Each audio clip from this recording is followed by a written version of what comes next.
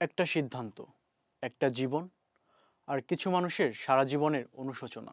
বলছিলাম আত্মহত্যার কথা।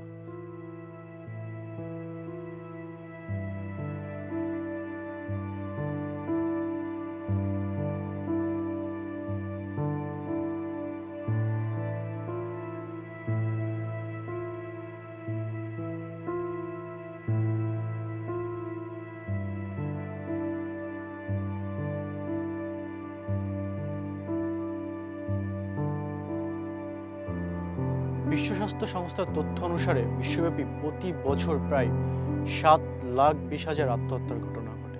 ডব্লিউএইচও বলছে যে প্রতিটি আত্মহত্যার মৃত্যুর ফলে কমপক্ষে 6 জন ব্যক্তি গভীরভাবে প্রভাবিত হন। মানুষ কেন আত্মহত্যা করে? বিজ্ঞান বলছে আত্মহত্যা কোনো এক মুহূর্তের সিদ্ধান্ত নয়। এটা অনেক সময় দীর্ঘদিনের মানসিক যন্ত্রণা, হতাশা এবং একাকিত্বের শেষ প্রান্ত। মনোবিজ্ঞানের গবেষণায় দেখা গেছে বেশিরভাগ আত্মহত্যার ঘটনার সাথে জড়িয়ে থাকে কিছু গুরুতর মানসিক অবস্থা। এর মধ্যে সবচেয়ে সাধারণ হলো ডিপ্রেশন।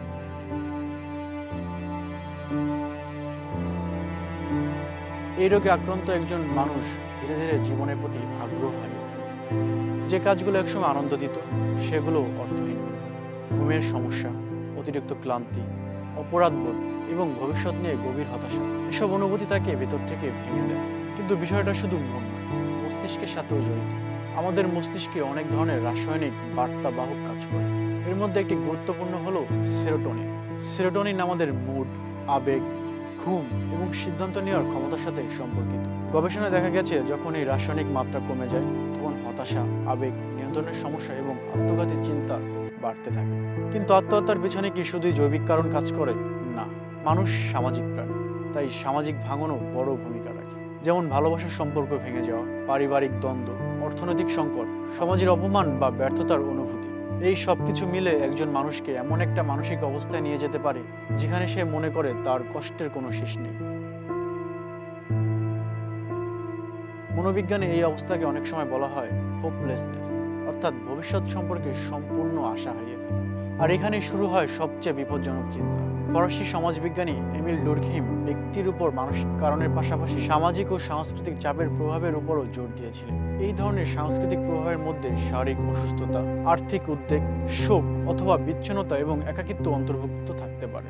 এখন প্রশ্ন হচ্ছে, এই আত্মহত্যা প্রবণতা থেকে একজন মানুষ কিভাবে বেরিয়ে আসবে?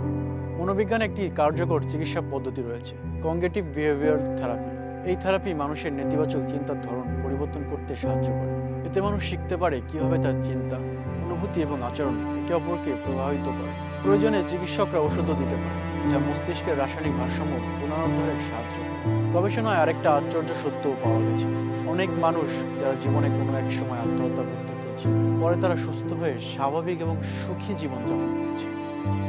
এর মানে হলো সেই ভয়ঙ্কর অনুভূতিটা স্থায়ী নয়, এটা ঢেউয়ের মতো আসে, কিছু সময় পরে আবার কমে যায়।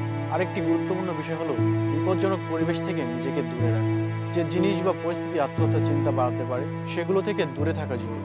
অনেক বিশেষজ্ঞ মানুষকে তার অনুভূতি লিখে রাখতে বলে, ডায়েরি লেখা বা নিজের কষ্ট প্রকাশ করা মানসিক চাপ কমাতে সাহায্য করে। আর সবশেষে যে মানুষটি আত্মহত্যা প্রবণ, তার কাছের মানুষদেরই প্রধান দায়িত্বটি নিতে হবে। ঠান্ডা মাথায় তার কথাগুলো শুনতে হবে, তার অনুভূতিগুলোকে গুরুত্ব দিতে হবে, নতুন করে বেঁচে থাকার স্বপ্ন দেখাতে হবে। পৃথিবীতে লাখো মানুষ একই লড়াই করছে এবং অনেকেই সেই লড়াই জিতে বেঁচে আছে। কারণ অন্ধকার যত গভীরই হোক, আরও সম্ভাবনা কখনো শেষ হয়ে যায় না। তাই আপনার আপনজনের খবর রাখুন, তার কথাগুলো শুনুন এবং তাকে বেঁচে থাকার স্বপ্ন দেখান।